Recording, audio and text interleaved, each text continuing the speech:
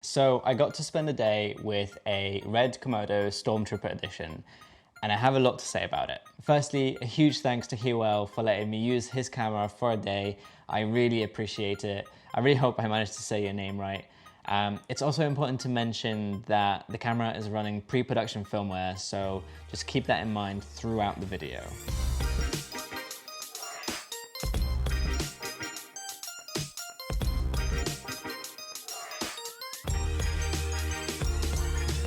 So this is the Red Komodo. It's Red's latest, most affordable and smallest camera to date, ignoring the Red Hydrogen, of course. The one I was using had a side handle from Red and a few bits from GDU, including a monitor swivel mount. Now, you might also notice that it's white.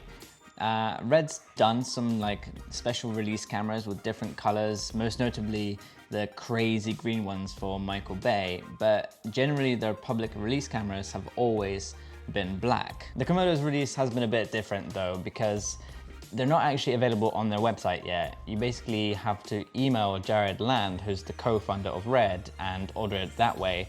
They're kind of being released in tiers of different colors. The latest one being that Stormtrooper white, and once that's done, they'll be released in their regular black, presumably finally on their website. It's also a bit unusual for a camera manufacturer to be releasing a camera with pre-release beta firmware. That's generally only seen with review samples. So yeah, the Komodo's a bit different, but the main thing is I got my hands on one. So what were my first impressions? It's obviously a small camera, but it's surprisingly heavy, built up with all the batteries, monitor, lens, side handle, and all the bits. It's surprisingly similar to my FS7. A lot of that is because it's all metal construction compared to FS7's plastic body, but I think because it's so small, it just feels quite dense. It's not necessarily a bad thing, it's just kind of surprising when you first pick it up. Let's take a quick look around the camera. At the back you have a dual battery mount which takes Canon's BP style batteries. The camera uses one battery at a time, then moves on to the next, which means that you can hot swap the batteries without having to ever turn the camera off. I don't have exact battery life numbers, but I went through about 2.5 batteries and I used the camera for about 6 to 7 hours. Now, I wasn't recording the whole time and the camera wasn't even on the whole time, so it's far from a very scientific test, but I definitely didn't feel like the camera was eating through batteries. There's also a DC in, so you can connect it to the mains or run it through Vlogs if you prefer. Next to that, you'll find a single SDI out, which, as far as I can tell, is the only wired video output on the camera, so there's no way to have an on-camera monitor and say a director's monitor at the same time. To the left of the SDI is an accessories port which you can use to get additional outputs such as timecode, genlock, and a bunch of power outputs with third-party modules like this one from Tilta. So although this isn't as modular as other cameras from Red, there are still ways to expand its features. Moving on to the side, you'll find a memory card slot, which I think for the first time since the Red 1 doesn't use a proprietary format.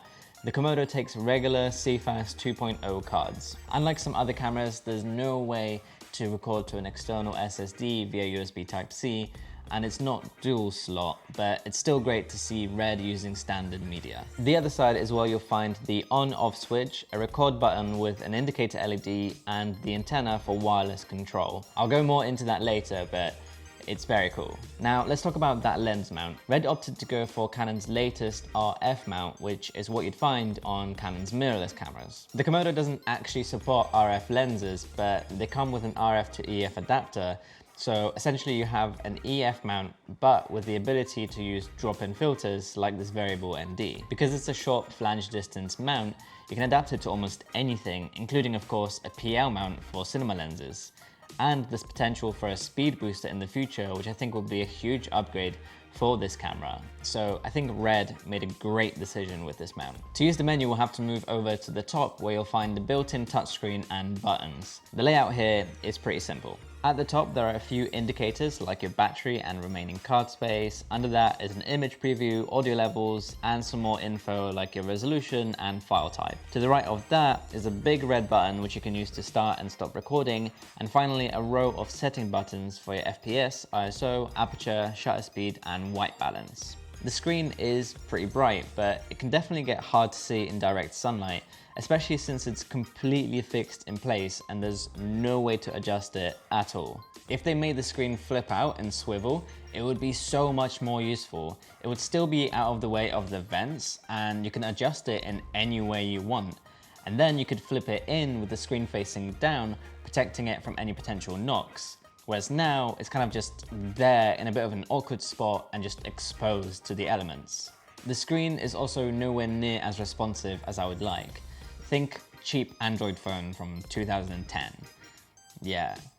But this is something that will definitely get improved in future firmware updates. Remember, this is still technically pre-production, so I wouldn't worry about it for now. If you prefer a more tactile experience, all the buttons are to the right of the screen, and I found that I could quite easily reach them all when using the side handle. The menu system is pretty well laid out and intuitive, though some settings can be a bit buried, and there's no quick access customizable menu just yet. Though again, this might come in future updates and will be a very welcome addition because there are no customizable buttons anywhere on the camera body. Of course, the obvious question here is how are you supposed to change any settings if you have the camera up high or even at eye level? As far as I know, Red won't be making a monitor for it, but Small HD will, and it will have full camera control. It's called the Focus Pro, and it looks like it will basically be essential to use the camera properly, so add that to your shopping cart if you're planning on getting the Komodo. Also, remember that little antenna on the side? It's for app control and it's honestly quite amazing. There's an image preview with what looks like almost zero lag, and as far as I could see, any setting that's on the camera is also available on the app. You can also, of course, start and stop recording and even preview recorded footage. The only drawback here is that the app is only available for iOS at the moment. Okay, so what about actually using the thing? I think the form factor really lends itself to being used handheld, and it's very comfortable to do so with Red's side handle. It felt very natural to rest it against my body and forearm so I could focus with my left hand and keep my right hand on the handle, which also has a very well placed record button right under the thumb. Unfortunately, that's the only control you get from the handle. I really wish that there was some way of interacting with the menu or a customizable control wheel for ISO or aperture. I also constantly felt like I wanted a top handle, but the rig I was using didn't have one, and obviously a top handle would just completely get in the way of the Komodo screen, which makes me question the positioning of that screen even more. It's obviously needed to use the camera now, but when that Small HD monitor comes out, I really don't see a lot of people using the built-in screen that much. One of the best things about shooting on a Red is their compressed RAW, and specifically the amount of flexibility you get with the different compression rates. Unfortunately, that's not something you get on the Komodo. There are only two options at the moment: HQ, high quality, and MQ, medium quality, with low quality setting coming soon. I'm not sure about the exact compression ratio equivalents, but from what I've seen other people mention, HQ seems to be about 3:1 and MQ is about 5:1. With the camera set to the highest resolution 6K at 25p, a 512 gig card can hold about 29 minutes at HQ and 35 at MQ. Everything I shot on the day, apart from one clip, was in HQ mode. There's also a ProRes option, but I had limited amount of time with the camera, so I didn't try it. Okay, you've waited long enough. Let's have a look at the footage.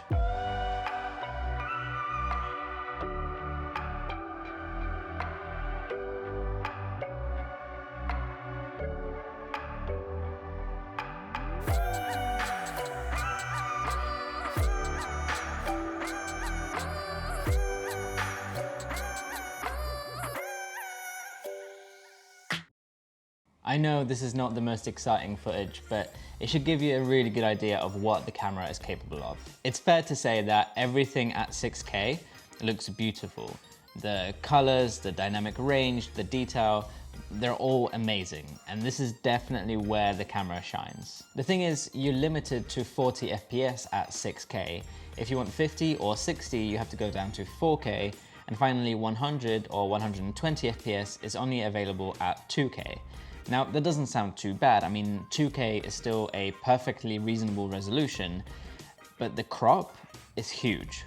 Take a look at this. So this is 6K 17:9 full sensor readout. Now, our next resolution here is 6K wide, which is 2.4:1, And with this resolution, you can go to 48 FPS, so not quite there just yet. The next one is 4K. Now you can see there's quite a bit of a crop here, but to be honest, this is manageable, especially if there's a speed booster. I could live with this. But look at 2K.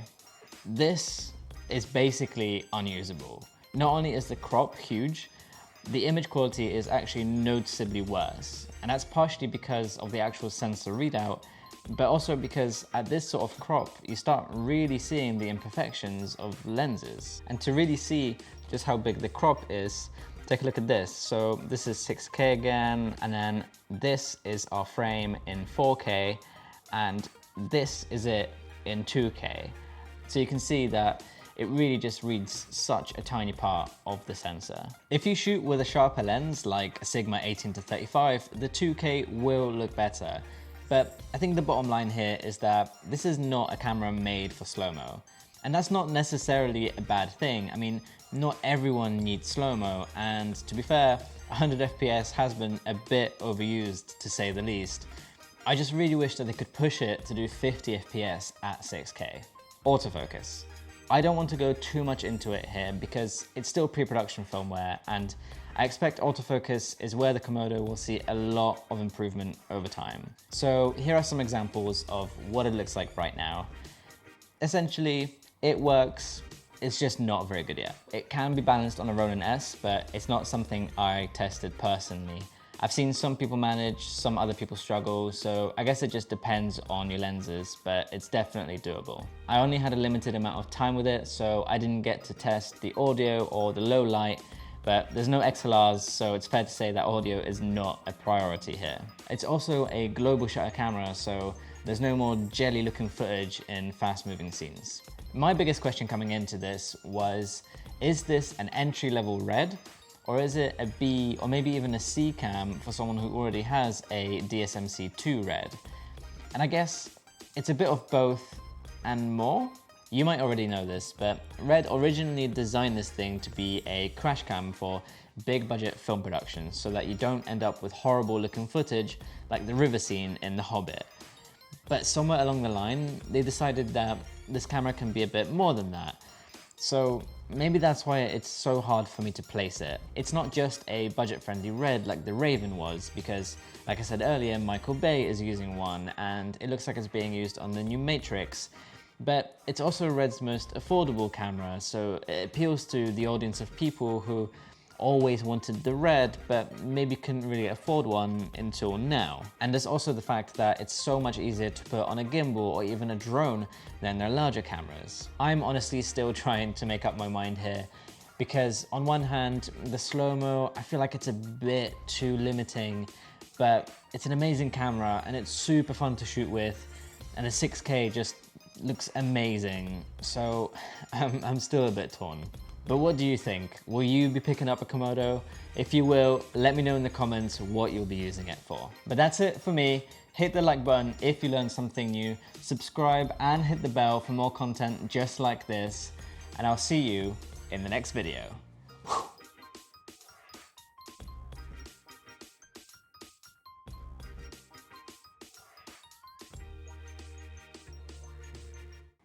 Hi Matt, it's pronounced Hywel. Hywel. So, Hywel. Hywel. If that makes any sense.